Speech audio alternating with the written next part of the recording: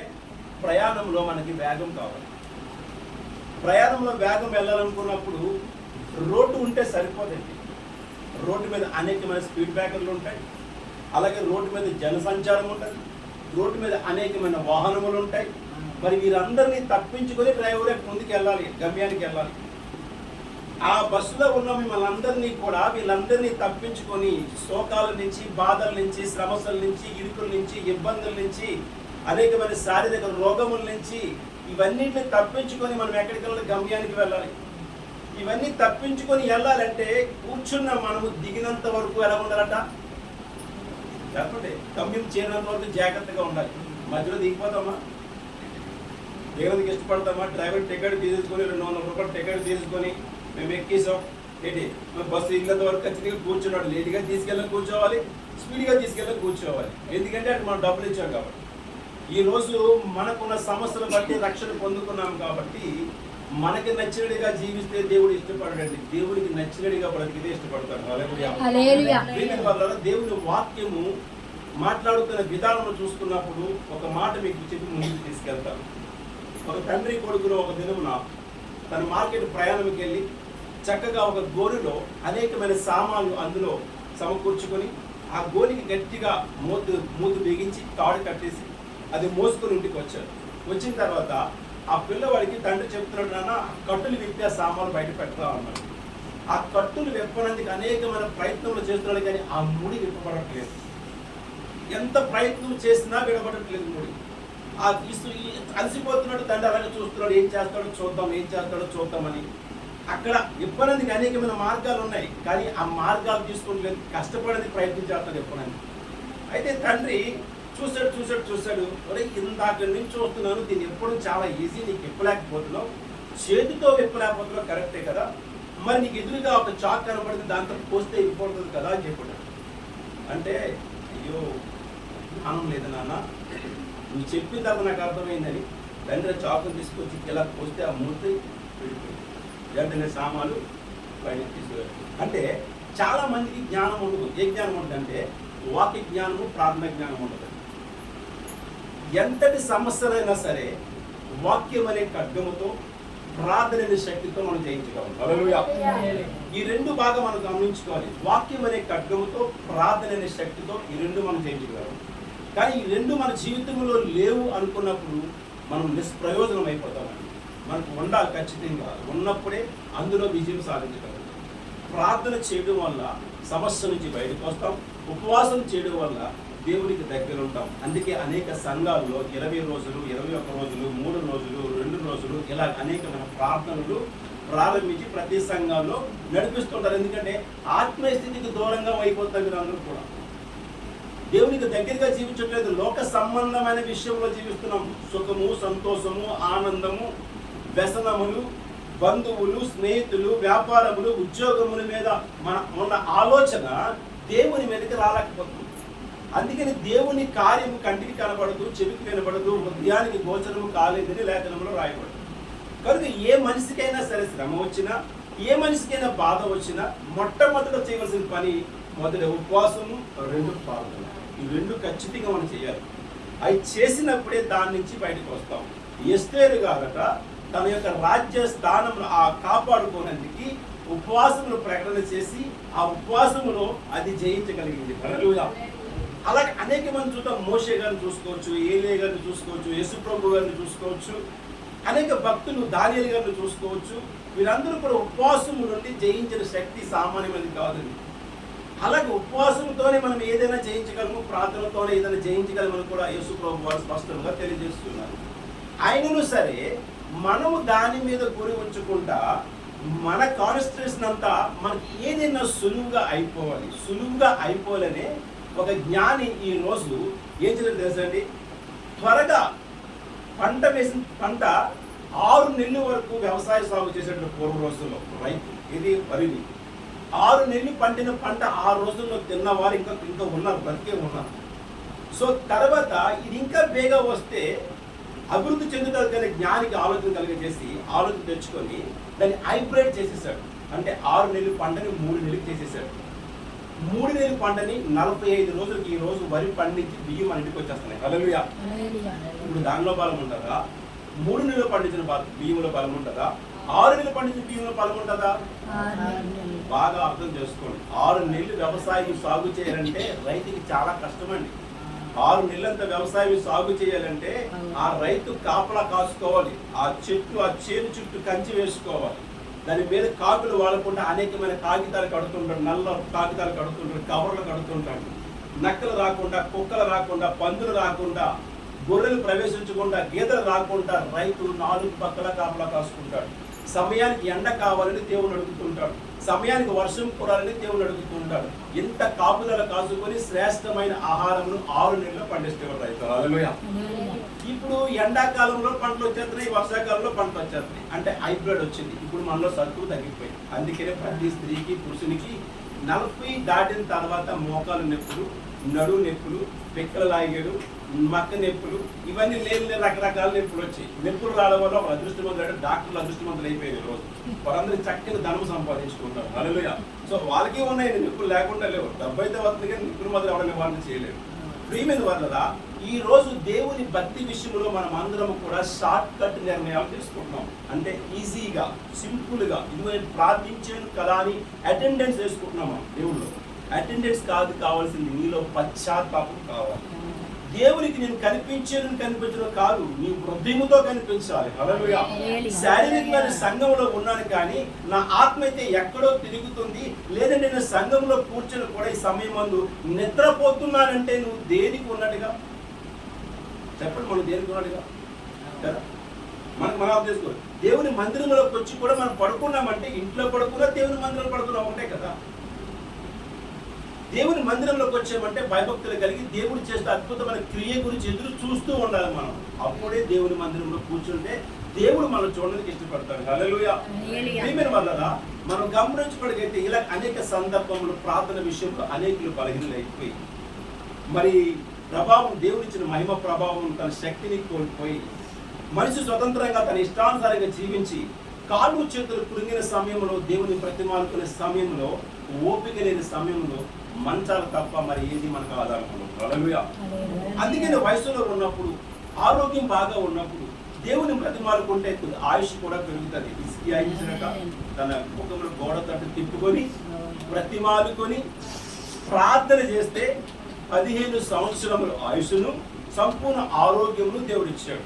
ఈ డాక్టర్ లేరా రోజులు, వైద్యులు లేరండి, చాలా మంది ఉన్నారు. కానీ వైద్యులతో అయ్యే పని కాదండి, దేవునితో అయ్యే పని. హల్లెలూయా. దేవునికి వైద్యుడికి చాలా వేరియేషన్ ఉంది. వైద్యుడు ప్రకృతిలో ఉన్న మందులు వచ్చి కానీ పరమదేవుడు తన పరిశుద్ధమైన రక్తంతో స్వస్థత కలుగజేస్తాడు. ఆయన యేసుక్రీస్తు రక్తంతో, పరిశుద్ధమైన రక్తంతో స్వస్థత చేస్తాడు. అపోస్తలులు పౌలు, పేతురు గారు కూడా యేసు ప్రభు బాటలో నడుస్తూ వారి నీడ తగిలి ఏమైందంటే స్వస్థతలు కలిగాయి. పౌలు భక్తుడి దగ్గర వస్త్రము తాకగానే స్వస్థతలు కలిగి. అద్భుతమైన దేవుడిని మన దేవుడు. ఆ దేవుడు మనకి ఇస్తున్న అద్భుతమైన మాట ఒకటి చూసుకొని మనం వాక్య పరిచయం ముందుకెళ్దాం. యాకోబు పత్రిక 5వ అధ్యాయము 13వ వచనం ఒకసారి చదువుదాము. మీలో ఎవరికైనాను శ్రమ సంభవించినా అతడు ప్రార్థన చేయవలెను. ఏం చేయమన్నాడు? పడుకోమన్నాడు. బాగా చెప్పాలి. అందరూ చెవులు బాగా చెప్పండి. చెవులు లేకపోతే మాత్రం చెప్పదు. చెవులు ఉంటే చెప్పండి. మీలో ఎవరికైనాను ఇప్పుడు శ్రమ అంటే ఏంటి? ఎందుకు ఒళ్ళు అలసిపోవడమా? చెప్పండి. శ్రమ అనేక రకాలుగా ఉంటాయి. ఆర్థికమైన శ్రమ, అనారోగ్యమైన శ్రమ, కుటుంబంలో సమాధానం లేని శ్రమ, రకరకాల శ్రమలు ఉంటాయి మనకి. ఈ ఎవరికైనా శ్రమ సంభవిస్తే మరి అట్లా ఏం చేయాలా? మనం ఏం చేస్తాం? చెప్పండి సార్. మనం చేయవలసిన పని చెప్తారు బైబిల్ గ్రంథంలో, పరిశుద్ధ గ్రంథంలో. మనకు అన్యులకు ప్రతి ఒక్కరికి దేవుడు చెప్తున్న మాట ఏంటంటే, మనకి ఏదైనా కష్టము కలిగితే, శ్రమ అంటే కష్టము, మీకు ఏదైనా శోధన కలిగితే వెంటనే మీరేం చేయాలంటే ప్రార్థన చేయాలి. ప్రార్థన చేస్తేనే విడుదల. ప్రార్థన చేయకపోతే విడుదల లేదు అని ఖచ్చితంగా బైబిల్ వాక్యం స్పష్టంగా రాయబడింది. జేమ్స్ గారు, ఎవరంటే జేమ్స్ గారు, స్తోత్ర కుమారి భర్త గారు ఈ పత్రికను రాసినారు. ఎవరమ్మా? యాకోబు గారు ఈ పత్రిక రాసినది ఎవరైనా? యాకోబు గారు పత్రిక రాయబడిన వాడంటే ఎవరికైనా కష్టం వస్తే, ఎవరికైనా బాధ వస్తే వారు వెళ్ళి ఏం చేయాలని అడిగాడు. చెప్తున్నాయినా ప్రార్థన చేయాలని. ఇంకా చదువు. ఎవరికైనా సంతోషం కలిగితే మనం మిఠాయి పంచుతాం, స్వీట్లు పంచుతాం. సంతోషం కలిగితే యెహోవా నీ నామము ఎంతో బలమైనది, ఎంతో బలమైనది, ఎంతో బలమైనది. యెహోవా నీ నామము మోషే ప్రార్థించగా మన్నాను కురిపించితివి. మోషే ప్రార్థించగా మన్నాను కురిపించితివి. యెహోవా ప్రార్థించగా సూర్య చంద్రులనాపితివి. యెహోవా ప్రార్థించగా సూర్య చంద్రులనాపితివి. యెహోవా నీ నామము ఎంతో బలమైనది, ఎంతో బలమైనది, ఎంతో బలమైనది. ఒక ఘనమైన కార్యము జరిగితే మొదట పాడవలసిన పాట ఇదేనండి. హల్లెలూయా. నా సోదరుల నుంచి బయటకు వచ్చానంటే మొదటి పాడవలసిన పాట ఇదే. అలనాడు మోసే అనేకమైన శ్రమలతో, విశ్వాసులతో వాళ్ళ పోరాటంలో వాళ్ళు జయించినందుకు దేవుని ప్రతిమాలుకొని ఆకాశం నుండి ఆహారమును మన్నాను పంపించేలాగా దేవుని ప్రతిమాలుకున్నాడు. ప్రార్థన చేశాడు మోసే. ఎవరి కోసం చేశాడు? తన కోసం కాదు, తన బిడ్డల కోసం. హల్లెలూయా. ఈ రోజు మేము పడుతున్న ప్రయాసం కూడా అదే. మా సంఘంలో, మన సంఘంలో, మన కుటుంబస్తులు, మన ఇరుగు పొరుగు వారు, మనకు తెలిసిన వారు, మన స్నేహితులు, ప్రతి ఒక్కరు కూడా సంతోషముగా ఉండాలి. ఎవరు కష్టాల పాలు కాకూడదు, ఎవరు శ్రమల పాలు కాకూడదు, ఎవరు ఇబ్బందులు పడకూడదు, ఎవరికి ఆర్థిక సమస్యలు రాకూడదు, ఎవరు వస్త్రహీనులు కాకూడదు, ఎవరు రోగులు కాకూడదు అని పడుతున్న ప్రయాసే సంఘ కాపులు పడుతున్న ప్రయాసం. ప్రియమైన ఆ ప్రయాసలో మనం అందరం ఏం చేయాలి? ఏకీభవించాలి. ఏం చేయాలట? ఏకీభవించడం ఏంటి? మీరు చేసేది వారి గురించి ప్రార్థన ఆమేన్ ఆమేన్ ఆమేన్ మేము అంటూ ఉంటాం. ప్రార్థన చెప్తున్నాక ఆమేన్ అని పలకడం కాదండి, మనం కూడా కలిసి ప్రార్థన చేయాలి. హల్లెలూయా. మనం కూడా కలిసి ప్రయాణంలో సాగాలి. నేను అడుగుతున్నాను, ఒకవేళ యేసు ప్రభు వచ్చి పరలోక రాజ్యానికి తీసుకెళ్తాను, కలిసి పరలోక రాజ్యానికి తీసుకెళ్ళాలంటే 21 రోజులు రాత్రులు పగలు మీరు నడిచి నా దగ్గర రావాలన్నాడు. ఇంకోటి ఏం చేస్తారు? పడుకుంటారా? అయ్యయ్యయ్యా, ఇంట్లో ఉన్న కూర పాసిపోదయ్యా, మేము ఫోన్ చేసి బయలుదేరుతాం అయ్యా అంటావా? చుట్టాలు వచ్చి అయ్యా అన్నావా? అమ్మ డ్యూటీకి వెళ్ళిపోతే సిస్టమ్ అంతా ఆగిపోతే అంటావా? చెప్పండి. ఇప్పుడు మనం ఎవరి పని చేస్తున్నాం? ఎవరి సమస్యల గురించి పోరాడుతున్నాం? ఎవరి సమస్యల గురించి? మీలో ఎవరికైనా బాధ కలిగితే సంఘ కాపుడు ప్రార్థన చేయమని రాయబడింది అక్కడ. మీలో ఎవరికైనా గర్భఫలం ఫలిస్తే సంఘ కాపుడు పాడపడాలి ఉందా? ఏమని ఉంది చెప్పండి. ఎవరు పాడాలి? ఎవరు ప్రార్థన చేయాలి? ఎవరు చేయాలి? మన సమస్య గురించి మనమే చేయాలి. అందుకే యేసు ప్రభు చక్కని మాట మాట్లాడాడు. సిలువ మోసుకుంటూ పాపం తన వేదనలో గుండంతా చితికిపోయి రక్తములు కారుతూ ఒక పక్కన శిరమ నుంచి అరికాల వరకు మొత్తం బాధ. ఎక్కడ కూడా ఈ ప్రదేశంలో చక్కగా ఉంది అన్న ఆలోచన లేకుండా చేసేసారు ఆయన.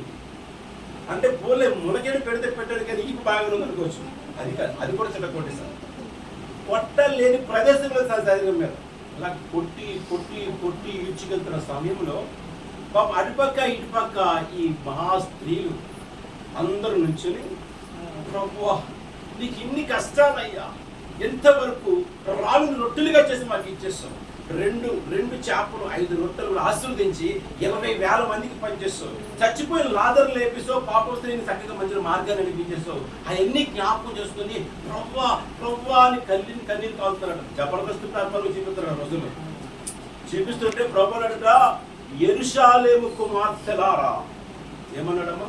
యెరూషలేము కుమార్తెలారా, చెప్పాలి, యెరూషలేము కుమార్తెలారా నా కోసమే అడవకండి. ఎవరి కోసం అన్నాడు? నేను బ్రతికినంత కాలము దేవుడు నాకు మంచి ఆరోగ్యం ఇవ్వాలి.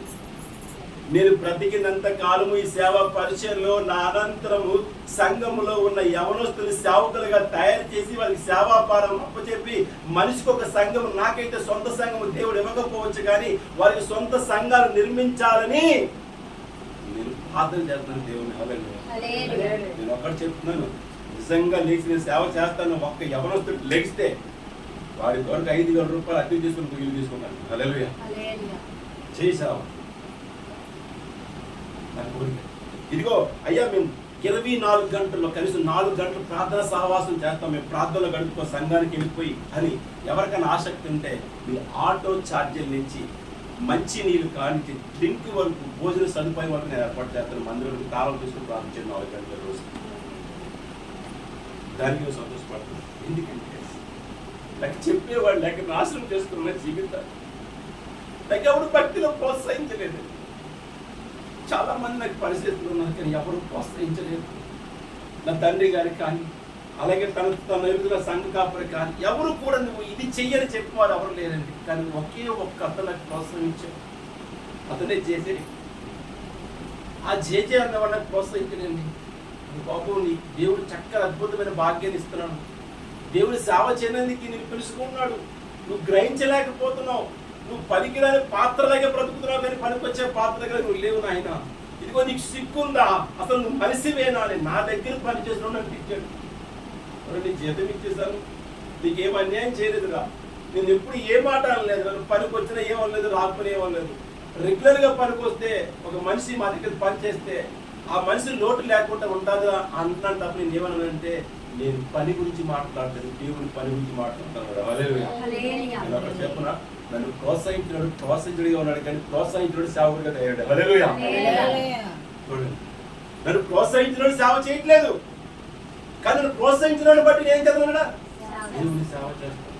దేవుని సేవలు అడుగు పెట్టినప్పుడు చాలా ఆనందపడ్డాను. అబ్బా, సేవ చేయడం అంటే చాలా గొప్ప పని కానీ ఎంత కష్టమని అనుకోలేదు. ముళ్ళ కంపల మీద నడుస్తాడు నాకు. హల్లెలూయా. కానీ మళ్ళీ పూర్వ నడుస్తున్నాడు ఈరోజు. హల్లెలూయా. ప్రియమైన వాళ్ళరా, ఆ రోజు సేవ మొదలు పెట్టినప్పుడు అన్ని పక్కల మనోన్నతం తెరవడి ఉండాలి మనకి. హల్లెలూయా. ఏ సైడ్ నుంచి ఏ దుష్టుడు వస్తాడని కాపుతల కాసుకోవాలి, ఏ కుటుంబంలో ఏ కష్టంతో కాపుతల కాసుకోవాలి. నేను మాక్సిమం ఈ రోజు పడుకునే సమయం మినిమం 4 గంటల కంటే ఎక్కువ, మినిమం 4. రేపు క్రిస్మస్ వస్తే నా ఉపవాసం ఇంచుమించు 2 సంవత్సరాలు పూర్తి అయిపోతుంది. 3వ సంవత్సరం అడుగు పెడతాను 37 తర్వాత. జరుగుతున్నాడు ప్రభువా, ఈ 3 సంవత్సరాల ఉపవాసంలో నా కష్టాలన్నీ బయటకు వచ్చి నేను చేయవలసిన పనులు ఆ బిడ్డల కొరకు చేసేసి పరిపూర్ణమైన సేవలు నీ సంఘంలో గంటకి రోజుకి 6 గంటలు ప్రార్థనలోనే ఉండాలి ప్రభువా. 6 గంటలు మోకరించిన ప్రార్థన సంఘంలోనే ఉండాలి. ఎవరైనా నాకు భోజన సంఘంలోంచి వాళ్ళ ఇంటికి బయలుదేరాలి ప్రభువా అని దేవుని బతిమాలుకుంటున్నానండి. దేవుడు సమయం అంతా వయసు ఉన్నప్పుడు నాకు నచ్చినట్టుగా బ్రతికేస్తాను, వయసులో నాకు నచ్చినట్టుగా తిరిగేస్తాను. ఏ స్నేహితుడు కానీ నా సొమ్ముతున్న ప్రతి ఒక్కడు కానీ ఎవ్వడు నాకు సహాయపడదు కానీ దేవుడు మాత్రమే సహాయపడ్డాడు. హల్లెలూయా. మనలో వయసు ఉన్నప్పుడు, మనలో కాళ్ళు చేతులు ఉన్నప్పుడు, మనలో బలం ఉన్నప్పుడు మనం దేవుని పనిలో చేసే అలవాటు చేసుకోవాలి. హల్లెలూయా. ఇది నీతికరమైన పని, యథార్థమైన పని, ఒక మనిషిని రక్షించే పని, ఒక నశించిపోతున్న వాడిని రక్షించే పని, ఒక పాపిని రక్షించే పని, ఒక పాపిని తీసుకొచ్చి పరలోక రాజ్యానికి తీసుకెళ్లే పని. హల్లెలూయా. యేసు ప్రభువు అన్నాడు, జక్కయ్య ఇంటికి వస్తానన్నాడు. హల్లెలూయా. ఎందుకు జక్కయ్య వెళ్ళకపోతే పోవాయి, నాకేంటి, నీతో నాకు పని ఏంటి చెప్పు, నా పనిలోనే అంటున్నాను, వెంటనే బాగుపడతాం లేకపోతే లేదు కాదు. వినినంత వరకు కూడా, తన మారు మనసు కలిగినంత వరకు కూడా అతని కోసం అక్కడికి వెళ్ళండి. హల్లెలూయా. ఒకసారి ఆలోచించుకుందాం. మన కష్టాల్లోంచి, బాధల్లోంచి, శ్రమలోంచి, ఇరుకుల్లోంచి, ఇబ్బందుల్లోంచి మన బిడ్డల భవిష్యత్తు బాగా ఉండాలి. అది మంచి చదువులు చదువుకోవాలి. చదువుతో కాదని చదువుతో పాటు భక్తిలో ఉండాలి. చదువు ఎంత ఇంపార్టెంటో దానికి రెట్టింపు ఇంపార్టెంట్ భక్తి. ఏలియా చదువుకోవడం రాయబడిందా? కొన్ని మోసే హనుమంతుడే చదువుకున్నాడు. దానికంటే బాగా చదువుకున్నాడు తన అన్న. కొన్ని జాలారు యాకోబు గారి కానీ వీళ్ళందరూ చదువుకోవడం రాయబడిందా? లేదు. విద్య లేని పామలను తీసుకొచ్చి లోకాన్ని జయించే శక్తిని దేవుడు వారికి ఇచ్చేసాడు. హల్లెలూయా. వారికే కాదు మనకి ఇచ్చాడు దేవుడు. దాన్ని సద్వినియోగపరచుకోలేక కుటుంబము, బాంధవ్య బంధాలు, ఏలోక సంబంధాలు, ధనము, అది ఇది అల్లారు పడుతూ వయసు అంతా అయిపోయిన తర్వాత నన్ను నీ రాజ్యం తీసుకెళ్ళిపో ప్రభు అని చక్కగా మాట్లాడుతున్నాను. సింపుల్ అనమాట. ఒక రాజ్యం తీసుకెళ్ళిపోయి ఆర్టీసీ బస్సు ఏమన్నా ఎక్కడ ఎక్కితే అక్కడ దించేదండి. అవును, ఆయన రాజ్యానికి వెళ్ళాలంటే ఆయన నిబంధనలు, ఆయన ఆజ్ఞలను, ఆయన కట్టను అనుసరించి నడవగలిగితేనే ఆయన రాజ్యానికి మనం వారసులు అవుతాం. హల్లెలూయా. మనకున్న కష్టాల సంగతి మనకు తెలుసు, మనకున్న శోధనల గురించి మనకు తెలుసు, మనకున్న బాధల గురించి మనకు తెలుసు. ఎన్ని తెలుసుండి మనం ఏం చేయాలట? నీ బిడ్డల కొరకు, నీ పిల్లల కొరకు నువ్వు ప్రార్థన చేయి. యెరూషలేము కుమార్తెలారా, నా కోసము కాదు మీ కోసము, మీ పిల్లల కోసము ఏడవండి అని మత్తయి సువార్తలో యేసు ప్రభువు వారు మాట్లాడారు. అదే మాటని విలాప వాక్యాల్లో 2వ అధ్యాయం 19వ వచనం ఒకసారి చదువుకుందాం. అదే మాటను నీవు లేచి రేయి మొదటి జామున మొరపెట్టుము, నీళ్లు కుమ్మరించినట్టుగా ఆ ప్రభు సన్నిధిని నీ హృదయమును కుమ్మరించుము. ఎవరి కొరకు? నా బిడ్డల ప్రాణము కొరకు, వారి రక్షణ కొరకు నీ చేతులను ఆయన తట్టు ఎత్తుము. ప్రతి వీధి చాలా ఆయన తట్టు ఎత్తట. ఆయన బతిమాలు ప్రభు ఇదిగో నా కుమారుడు నశించిపోకుండా వారు రక్షించబడి వారి మంచి మార్గాన్ని నడవాలి. వారికి ఆయుష్ ఆరోగ్యము దయచేయాలి. వారికి మంచి జ్ఞానము దయచేయాలి. మీ భక్తిలో సాధనముగా వాడబడాలి అని తల్లులు బిడ్డల కొరకు ప్రార్థన చేయాలి. అప్పుడు బిడ్డలకి దేవుడు మంచి జ్ఞానం ఇచ్చి ఆ ప్రార్థన ఫలింపజేసి ఆ భవిష్యత్తును దేవుడికి నచ్చినట్టుగా తను తయారు చేసుకుంటాడు. హల్లెలూయా. సో ప్రార్థన ఎలాగ చేయాలి? అయిపోయిందా? అంతేకాదండి. రోమ పత్రిక 12వ అధ్యాయం 12వ వచనం ఒకసారి ఎలా చేయాలి ప్రార్థన రాయబడుతుంది. రోమ పత్రిక 12వ అధ్యాయం 12వ వచనం ప్రార్థన ఎలాగ చేయాలి? నిరీక్షణ గలవారై సంతోషించుచు శ్రమయందు ఓర్పు గలవారై ప్రార్థనయందు ఎలా ఉండాలంట?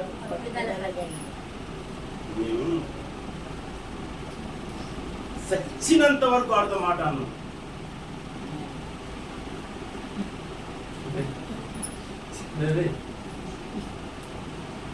ఇద్దరు పాటలు నన్ను ఫలానా రోజు ఏమైనా తిట్టింది కాబట్టి నా కంఠంలో ప్రాణం ఉండగా ఆ అన్న మాట జీవగుండెకాయలో దాచుకున్నా. నేను నా ప్రాణం పోయినా పర్వాలేదు కానీ నేను మాట్లాడను. నీ ప్రాణం పోతే మాట్లాడకపోతే నీ ప్రాణం ఎక్కడికి వెళ్తా తెలుసా? ఎక్కడికి వెళ్తుంది? అవ్వ మంచి మాట చెప్పండి. మీరు ఎవరికైనా చెప్తారు మంచి మాట చెప్పండి. నా ప్రాణం పోయినందుకు నువ్వు అతనితో మాట్లాడిన ఆమెతో మాట్లాడినంటే నీ ప్రాణం ఎక్కడికి వెళ్తుందో తెలుసా? అసలు నా ప్రాణం ఇప్పుడు ఎక్కడికి వెళ్తుంది? అమ్మో అది మాట్లాడలేకపోతున్నారు. మీరు సినిమాకి వెళ్తున్నారని ఫీల్ అవుతుంటారు. మీరు అందరూ గట్టిగా చెప్పండి. ఎక్కడికి వెళ్తుంది ప్రాణం? స్తోత్రం గట్టిగా చెప్పు. నీ స్వరం తక్కువైనా సరే ఇప్పుడు గట్టిగా రావాలా అమ్మా? ఎక్కడికి వెళ్తుంది? అప్పుడు ప్రభువు నువ్వు నరకానికి ఎందుకు వచ్చావురా అని అడగడట. ఎందుకు వచ్చావు నీకు తెలుసు. అందుకే ప్రభా ఈ నరకాన్ని రానది కారణం నేనే. అప్పుడు నేను సరి చేసుకోలేను కాబట్టి నరకానికి వచ్చాను. ఇప్పుడు నరకం నుంచి బయటకు నేను రావడానికి ప్రయత్నం చేయాలని ఏం చేయాలని అడుగుతున్నాను. అడిగడా లేదా ధనవంతుడు? ఇప్పుడు ఇక్కడి నుంచి పైకి రావాలంటే లాజర్ను పంపించు, లేదా దానికి ఎందుకు పంపించు. 2 ఆప్షన్లు ఇచ్చాడు దేవుడికి. మళ్ళీ అప్పుడు కూడా దేవుడికి ఆప్షన్ రండి. దరిద్రుడు సచిన్ ధనవంతుడు. అప్పుడు కూడా దేవుడికి ఆప్షన్. నీకు చేతనైతే అబ్రహామ ఆ లాజర్ని కిందకి పంపించి మొట్టనే నీటిలో ఇలా ముంచి తీసుకొని వచ్చి నా నాలుగుని తడిపించు, లేదా కిందకి పంపించు. మళ్ళీ దేవుడికి ఆప్షన్ అంట. మరి చేసుకున్న పాపం నీది, అనుభవించిన అనుభవం నీది, జీవితం నీది, సమస్తం నీది. నరకంలోకి వెళ్ళిపోయింది కదా దేవుడిని రక్షించాలా? సమస్య లేదు. శరీరం ఆత్మలో ఉన్నప్పుడు మాత్రమే దేవునికి సంబంధమైన వాడు. శరీరం నుంచి ఆత్మ వేరైపోయిన తర్వాత శరీరం కూలిపోయి పాడైపోతుంది. మళ్ళీ మన శరీరంలోకి ఆత్మ రావాలంటే చాలా కష్టం. కనుక ఈ ఆత్మ ఎక్కడికి వెళ్ళాలి? పరలోక రాజ్యపు తండ్రి దగ్గరికి వెళ్ళాలి. పరలోక రాజ్య తండ్రి దగ్గరికి వెళ్ళాలంటే దేవుడు నువ్వు తగ్గించుకుంటే అన్నమ్మ గారికి ఎన్ని మాట్లాడమ్మా? 21 రోజు ఉపవాస ప్రార్థనలో ఫోన్ చేయకుండా వచ్చిన నిద్ర కూర్చున్నారు. సమయం అయితే అన్నమ్మ గారు అని తాబేలోకి వచ్చేసేవారు అన్నమాట. తాబేలును కుందేలు కలిపి 200 అడుగులోకి ఆ రెండు పోటీ చేసుకున్నాయట ఒక రోజు. ఈ అడుగు చుట్టూ ఎవరి పేరు తిరిగి వచ్చేస్తారో చూద్దామని పోటీ వేసుకున్నారట. అంటే తాబేలుని చూసి కుందేలు అంటుందట, ఇది నడుస్తుంది, ఇది అడుగుంతా తిరిగేస్తుందా? ఈ పొందగానే తాబేలు దీని బరువు దీని పోయినపోతుంది అనలేక, ఇది అంటే నాతో ఛాలెంజ్ అంటారు చూద్దామని చెప్పి కుందేలు దాన్ని చూసి ఉర్రసలాగి ఊగిపోయి అని పరిగెడితే కుందేలు పరిగెట్టి అలసిపోయిందట. అలసిపోయి అమ్మ అది ఇక్కడ గొత్తులోకి 1 గంట నిద్ర చేసేసి పడుకుంటే తాబేలు దానికన్నా ముందు కళ్ళు ఏది ఇది అమ్మో రాకుండా పారిపోతుంది. మళ్ళీ పరిగెట్టి కానీ మళ్ళీ చూస్తే మళ్ళీ పడుకుంటాను గంట. అప్పుడు తిరిగి ఎక్కడ ప్రమాణం చేసుకున్నారో ఎక్కడ ఇద్దరు అక్కడికి వచ్చేసింది తాబేలు ముందు. వచ్చేగానే అమ్మో తాబేలు అనుకున్నది కానీ నీకు ఎంత జ్ఞానం ఉంది అనుకోలేదు నేను. ఇలా వస్తే చాలు టుప్పని వచ్చేస్తున్నా అబ్బా అన్నమ్మ గారు ఇలా ఆంటీలో ప్రార్థనలోని ఎప్పుడు వస్తుంది, ఎప్పుడు ఫోన్ పట్టుకొని ఎప్పుడు జాయిన్ అయిపోతాం ఎదురు చూసే ఆశ. దేవుని కొరకు ఎవరు ఎదురు చూసేది? అలాగా మగ్దలేని మరియ. హల్లెలూయా. దేవుని వెతికిన ఎక్కడ కనపడతాడు. ఈ రోజు లోకంలో అన్నమ్మ గారు శ్రమలు అనుభవించవచ్చు. ఈ రోజు లోకంలో తన కుమారుడు కోసం ఎంతో కన్నీరు కార్చవచ్చు. ఈ రోజు లోకంలో ఆర్థికమైన పరిస్థితులు ఎదుర్కోవచ్చు. ఈ రోజు లోకంలో శరీరమైన బలహీనత ఎదుర్కోవచ్చు. కానీ ఒక రోజు మనకంటే ముందుగా ఆయన పరలోక రాజ్యంలో ఖచ్చితంగా ఉండదు. హల్లెలూయా. ప్రియమైన వాళ్ళరా, దేవుని పట్ల అటువంటి ఆసక్తి కలగాలి. ప్రార్థన ఎందుకు పట్టుదల కలిగి ఉండాలి. ఇదిగో నువ్వు నన్ను ఆశీర్వదిస్తేనే కానీ నేను వదలను. నాకు వండి పెట్టకపోతే నేను తిన్ను. మళ్ళీ వండి పెట్టినంత వరకు తినేవాడిని కాదు. హల్లెలూయా. బెండకాయ కూర ఉంటే అక్కడి నుంచి వచ్చి అక్కడి నుంచి బయటికి వెళ్ళిపోయింది. బెండకాయ కూర నాకు ఎక్కడ తెలిసి విలువ మొబైల్లో తెలిసింది. పురుగులు కొన్న అన్నం తిన్నాను నేను. మీకు తెలుస్తుంది అంత పెంకు పురుగు, తెల్ల పురుగు ఇలా తిరుగుతున్నాయి. మంచి నీరేసిన తర్వాత ఆ అన్న పురుగులు ఇలా తప్పించి ఒకటి పక్కన పెట్టుకొని ఆ అన్నం తిన్నానండి నేను. అప్పుడు తెలిసింది నాకు ఆ యొక్క అన్నం మీరు భీమిన వాళ్ళ ప్రార్థన పట్టుదలతో చేయండి మీ బిడ్డల కోసం. ప్రార్థన నిరీక్షణ కలిగి చేయండి మీ బిడ్డల కోసం. ప్రార్థన ఓర్పు కలిగి చేయండి మీకోసం, మీ బిడ్డల కోసం. దేవుని వాక్యం సెలవిస్తుంది. ఇంకో మాట చదువుకొని మనం ముగించుకుందాం. 50 గ్రంథం నుంచి 2వ అధ్యాయము.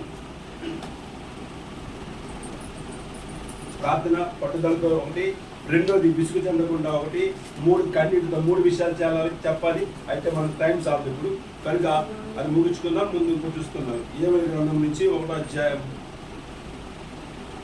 2వ అధ్యాయము, 1వ అధ్యాయము చదవమా. 3వ అధ్యాయం 12-15 వచ్చిన చూడండి. విలాప వాక్యాలు 2వ అధ్యాయం 16-19 చదవమా. విలాప వాక్యాలు 2వ అధ్యాయం 16-19. శత్రువులందరూ కిందికి ముందుకెళ్ళి 16 నుంచి 2వ అధ్యాయం 19 వస్తుంది. నీవు లేచి రేయి మొదటి జాము మొరపెట్టు, నీళ్లు కుమ్మరించినట్లు ప్రభు సన్నిధిని నీ హృదయమును కుమ్మరించు. పసిపిల్లల ప్రాణం కొరకు. ఎవరి కొరకు? ఇక్కడ కూడా ఏ రాయబడి ఉంది? యేసు ప్రభు ఏమన్నాడు అక్కడ? ఇక్కడ మాట తీసుకుంటే అక్కడ చూడండి. నీ పసిపిల్లల ప్రాణం కొరకు నీ చేతులు ఆయన వైపు ఎత్తి నీళ్లు కుమ్మరించినట్లు ఏడవాలి దేవుని దగ్గర. ఇదిగో నా భవిష్యత్తు నీకు ఎంత ఉండొచ్చు, నీకు ఉన్నదంత సంబంధం దేవుడికి. దేవుడు నీకు ఇవ్వనందుగా ఉన్నాడు దేవుడు. నీకు ఏది కావాలంటే అది దేవుడు రేపు వాగ్దానం మనకి. నువ్వు అడిగి ప్రతిదీ నీకు ఇస్తున్నాడు దేవుడు. రేపు వాగ్దానం మనకి అదేనండి. హల్లెలూయా. అడగక ముందే నీ అక్కర్లేదు నాకు తెలుసు అన్నాడు ఆయన. మనం అడగవసరం లేదు. మనం ఏం అడగలట? నా పిల్లలకి మంచి భవిష్యత్తుని, నా పిల్లలకి మంచి దైవ జ్ఞానమి, నా భర్తలకి మంచి దైవ జ్ఞానమి, నా భార్యలకి మంచి ఆలోచన దయచేయి, నా భార్యను మంచి ప్రార్థన పనులుగా తయారు చేయి. ఇది మాత్రమే దేవుని అడగాలి. అడిగితే దేవుడు అడగక ముందే మిగతావన్నీ మనకు అడగవేస్తాడట దేవుడు. హల్లెలూయా. బాగా గమనించుకొని ఇప్పుడైనాను ఉపవాసం ఉండి కన్నీళ్లు కార్చి అక్కడ 50 కింద రాయబడుతుంది. ఇప్పుడైనాను మీరు ఉపవాసం ఉండి కన్నీరు విడిచుచు దుఃఖించుచు పూర్తిగా ఎవరి దగ్గరికి వెళ్ళాలా? మనుషుల దగ్గరికి కాదు, దేవుని దగ్గర రమ్మన్నాడు. హల్లెలూయా. దేవుని యొద్దకు రండి, కన్నీళ్లు కార్చుకుంటూ ఉపవాసం ఉండండి. శరీరం బలహీనం అవ్వచ్చు అని తెలుసు. అని తెలీదా? తెలుసు. మనం ఉపవాసం ఉన్న సంగతి తెలుసు. మనం ఏదో అయిపోతే మనం భయం కాదు. ఏమైపోయినా ప్రభులు అయిపోవాలని కోరుకోవాలి. అపోస్తలుడు పౌలు భక్తులు. హల్లెలూయా. నేను ఏమైనా కానీ పర్వాలేదు, నీలోనే సమస్తం జరగాలి అంటే నేనేమైపోయినా పర్వాలేదు. ఈ రోజు కూడా నేను పడుకున్నప్పుడు ఆలోచించుకున్నాను. నాకు నిద్ర వస్తుంది, నాకు చిన్న ఆలోచన వచ్చింది ఏంటంటే ఇలా చచ్చిపోతానేమో అన్న ఆ ఫీలింగ్ వచ్చింది నాలో. ఈ రోజన్నా నేను ఏమనుకుంది సార్, ప్రభువా నేను పడుకున్నప్పుడు చచ్చిపోకూడదు, నేను రోడ్డు మీద వెళ్ళినప్పుడు యాక్సిడెంట్ అయి చచ్చిపోకూడదు, లేదా నేను ఏదో తన్నుకొని పడిపోయి చచ్చిపోకూడదు, అలాగే ఏదో తాగి చచ్చిపోకూడదు, అలాగే సముద్రం ముందు చచ్చిపోకూడదు. నేను ఎలా చచ్చిపోవాలని కోరుకున్నాను ప్రభు తెలుసా నీకు? ఇదిగో నేను నీ స్వార్థ చేస్తున్నప్పుడు, నీ వాక్యము బోధిస్తుండగా, నీ సన్నిధిలో పాట పాడుతుండగా అలాగే నా ప్రాణం పోవాలని ప్రభు అడుగుతాను. హల్లెలూయా. అది మన యూట్యూబ్లో ఒక అతను పాట పాడి చచ్చిపోయాడు. అది 44,000 మంది చూశారు దాన్ని. ఏమండి విక్టర్ పేరు మంచి పేరు ఉంది. అది లింక్ పంపించారు, రేపు మరోసారి చూడండి. పాట పాటు చచ్చిపోయాడు అనమాట.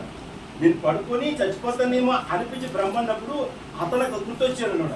ప్రభు నేను కూడా అలాగే చచ్చిపోవాలి. పాట పాడినప్పుడు, వాక్యం చెప్పినప్పుడు, స్వార్థ చేసినప్పుడు, ప్రార్థించినప్పుడు అలా చచ్చిపోవాలి. ప్రభు రోగాన్ని పడిపోయి మంచాన్ని పడిపోయి నన్ను అందరూ తిట్టుకునే చచ్చిపోకూడదు. నాకు ఎవరు పరిచయం చేయకూడదు. నా భార్య కూడా కనీసం నన్ను చేయి పట్టుకొని బాత్రూమ్ తీసుకెళ్ళి తిట్టుకొని నాకు రాకూడదు. నేను దేవుని అడుగుతున్నానండి. అదే కావాలి, ప్రతి ఒక్కరు అడుగుకోండి. ఎందుకంటే ఈ రోజు మనం ప్రేమించవచ్చు. ఎంత భార్యను ప్రేమించినా రేపు పొద్దున్న ఇలా బతికుండా ఇలా తీసుకెళ్ళి అలసిపోయి ఆ ఇరుకుడు మాటలిని ఈ చచ్చిపోయిన బాగుండు తన హృదయంలో ఫలం వచ్చేస్తుంది వాస్తు. అటువంటి చావు మనకు దేవుడి కృపను బట్టి దేవుడు మనం అడుగుకోవాలి. ఇదిగో ప్రభావ నీ సన్నిధానం చచ్చిపోయిన పర్వాలేదు, నా కాళ్ళు చేతులు బాగు, నీ ప్రయాణం చచ్చిపోయిన పర్వాలేదు, నీ పాటలు పాడడం చచ్చిపోయిన పర్వాలేదు. ఇప్పుడైనా నువ్వు ఉపవాసం ఉంది, నీ పసిపిల్లలు ప్రాణం కొరకు నీ చేతులు ఆయన వైపు పెట్టి కన్నీళ్లు కార్చుచు, ప్రార్థించుచు, దుఃఖించుచు, మనస్ఫూర్తిగా దుఃఖించుచు, ప్రతిమాలు కొంటూ ప్రార్థన చేయాలట. ఉపవాసంతో ప్రార్థన కలిసి ఉంటేనే కార్యసాధనగా దేవుని వాక్యం సెలవుతుంది. దేవుని చిత్తమైతే మరొకసారి మాట్లాడుతున్న సమయం అవుతుంది కాబట్టి మరందరూ తలలు వంచండి. మరి దేవుని స్తోత్రం చెల్లించుకుంటూ దేవుని సదనకి వెళ్ళిపోతాం. టైమింగ్ ఎంత ఉన్నామా? 52 కదా. అవును, చర్మ పడండి. యెహోవాని నామము ఎంతో బలమైనది, ఎంతో బలమైనది, ఎంతో బలమైనది యెహోవాని నామము. ప్రార్థించగా మన్నాడు కురిపించితివి, ప్రార్థించగా మన్నాడు కురిపించితివి, ప్రార్థించగా సూర్య చంద్రులాంటివి, యెహోషువ ప్రార్థించగా సూర్య చంద్రులాంటివి, యెహోవాని నామము ఎంతో బలమైనది.